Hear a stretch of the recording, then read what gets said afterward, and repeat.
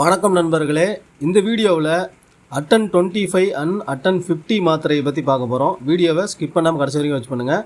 நம்ம சேனல் இது வரைக்கும் சப்ஸ்கிரைப் பண்ணாமல் இருந்தீங்கன்னா சப்ஸ்கிரைப் பண்ணிடுங்க.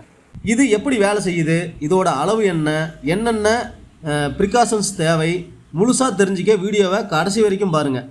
இந்த மருந்து எப்படி வேலை செய்யுது அப்படின்னு ஃபஸ்ட்டு பார்க்கலாம். இந்த மாத்திரையில் இருக்கிற அட்டினலால் அப்படிங்கிற மூலப்பொருள் நம்ம உடம்புல இருக்கிற இதய துடிப்பை வேகமாக்குற வேதிப்பொருட்களை தடுத்து நிறுத்துது. இதனால் இதயம் ரொம்ப நிதானமாகவும் சீராகவும் துடிக்கும். இதயம் சிரமப்படாமல் ரத்தத்தை பம்ப் செய்கிறதுனால உங்கள் ரத்த அழுத்தம் அதாவது பிபி குறையுது. இந்த மாத்திரை 25 mg மற்றும் 50 mg அப்படிங்கிற 2 அளவுகளில் கிடைக்குது.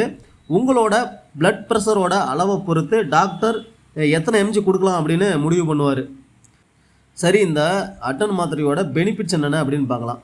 இந்த மாத்திரையை டாக்டரோட அட்வைஸ் படி நீங்கள் தொடர்ந்து எடுத்துக்கும் போது உயர் ரத்த அழுத்தத்தை கட்டுப்படுத்துறது மட்டும் இல்லாமல் எதிர்காலத்தில் வரக்கூடிய பக்கவாதம், மாரடைப்பு இந்த மாதிரி பிரச்சனைகளை இது வெகுவாக குறைக்கும். அதே போல் வேலை செய்யும் போது வர நெஞ்சு வலி அல்லது நெஞ்சு படபடப்பு பிரச்சனை இருக்கிறவங்களுக்கும் இது ஒரு நல்ல நிவாரணம் தரும். சரி, இந்த மாத்திரைக்கு ஏதாவது சைடு எஃபெக்ட் இருக்கா அப்படின்னு பார்த்தீங்கன்னா, எல்லா மருந்து மாத்திரைகளையும் போல் இதற்கும் சில சைடு எஃபெக்ட் இருக்குது. இந்த மாத்திரையில் சில பக்க விளைவுகள் என்னென்ன அப்படின்னு பார்த்தீங்கன்னா, சிலருக்கு அளவுக்கு அதிகமாக சோர்வு, கை கால்கள் ஜில்லுன்னு போகிறது அல்லது தலை சுற்றல் இந்த மாதிரி பிரச்சனை ஏற்படலாம். முக்கியமாக உங்களுக்கு ஆஸ்துமா, மூச்சு குழாய் பிரச்சனைகள் இருந்தால் கண்டிப்பாக டாக்டர்கிட்ட சொல்லணும். ஏன்னா இது சில நேரங்களில் சுவாச பாதையை சுருங்க செய்யும். அதே போல் நீரிழிவு நோய் அதாவது சர்க்கரை நோய் இருக்கிறவங்க கவனமாக இருக்கணும். ஏன்னா இது லோ சுகர் வரதை காட்டி கொடுக்காம மறைச்சிடும்.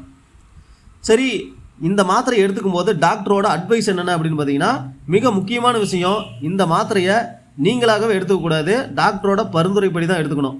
திடீர்னு நீங்களாகவே நிறுத்தக்கூடாது. திடீர்னு நிறுத்தினா பிபி எகிரி இதய பாதிப்பை கூட ஏற்படுத்தலாம். அதனால் மாத்திரையை நிறுத்தணும்னா டாக்டரோட ஆலோசனையோடு படிப்படியாக தான் குறைக்கணும். இதை ஒரு குறிப்பிட்ட நேரத்தில் தினமும் உணவுக்கு முன்னாடி அல்லது உணவுக்கு பின்னாடி எடுத்துக்கிறது ரொம்ப நல்லது. மருந்தோடு சேர்த்து உப்பு குறைவான உணவு மற்றும் உடற்பயிற்சியும் ரொம்ப அவசியம். உங்களோட இதய ஆரோக்கியம் உங்களோட கையில் தான் இருக்குது. மேலும் எந்த ஒரு மருந்து மாத்திரையாக இருந்தாலும் டாக்டரோட அட்வைஸ் படி யூஸ் பண்ணுங்கள். வீட்டில் ஸ்டோர் பண்ணும்போது குழந்தைகளுக்கு எட்டாத இடத்துல வச்சுருங்க. குறிப்பாக எக்ஸ்பிரி டேட்டை செக் பண்ணுங்கள். இந்த தகவல் உங்களுக்கு பயனுள்ளதாக இருந்தால் வீடியோவை லைக் பண்ணுங்கள், கமெண்ட் பண்ணுங்கள். மேலும் இது போன்ற மருத்துவ தகவல்களுக்கு நம்ம சேனலை சப்ஸ்கிரைப் பண்ணி தொடர்ந்து வாட்ச் பண்ணுங்கள். நன்றி, வணக்கம்.